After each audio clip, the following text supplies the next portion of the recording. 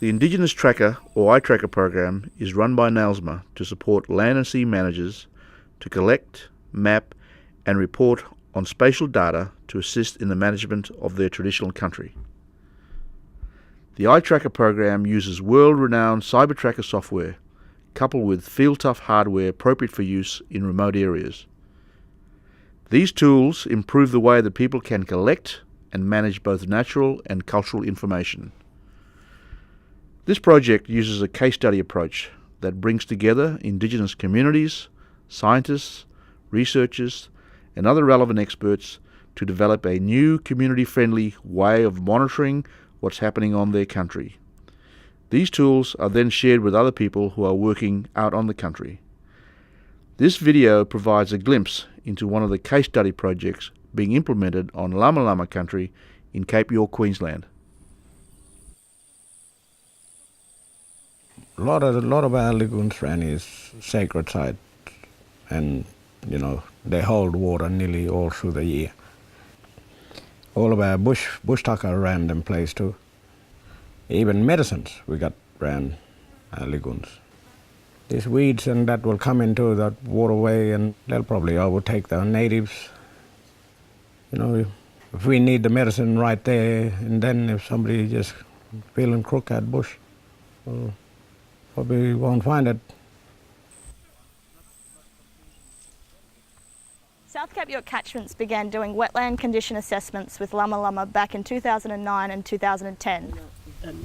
We started out initially with paper-based monitoring.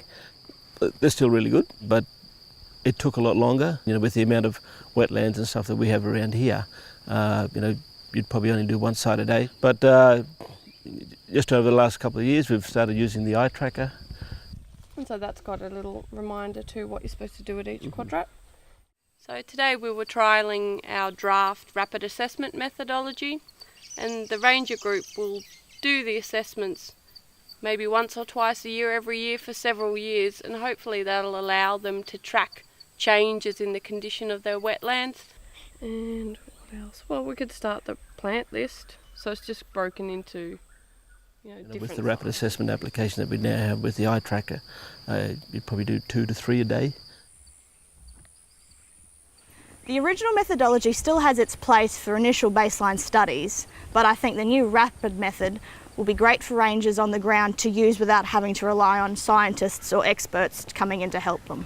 So not seeing no fish. It's really easy to go out now and actually walk around on the wetlands, go to our monitoring points that we put in over the last number of years, punch all the information in right there and then, and it's done. Once you come back to camp, just upload onto the database and done. Because everyone's got a tablet, and for someone to just get up there and out in the bush, and it's easy as. If you want to keep an eye on your wetlands and on your country, well, this would be the way to go, I'd say.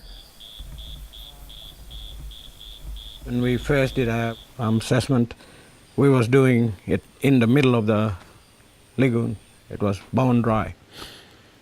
And so we thought about we got to start looking after these swamps, and so we fenced it all off for pigs, cattle, and wallabies. It's real good now. There's water holding every year, and that's been five or 4 years since we had it fenced in. The rangers work with South Cape York Catchments to do a wetland condition assessment before the pig fence was installed. And now this monitoring tool will allow the rangers to continue the wetland assessments and gauge how effective that fence has been at protecting the wetland values. This fence here is it's a rehabilitation site. We've actually fenced it off so it's pig and cattle proof. When we had all the pigs and stuff and the cattle through here, all this here was really eroded and a lot of damage done by pigs and cattle through here. And the cattle were in the swamps eating all the lilies. The pigs were in the swamps actually digging up all the grounds and stuff. What we're actually doing here is putting some pickets inside the fence, because the pigs have actually put a hole in the bottom here and gone inside and cause a bit of damage. Yeah, so this has been a little project now for the last couple of years, and just coming back every year and doing our assessments here, we've seen a lot of changes, and this is sort of the first time there's been a pig in here.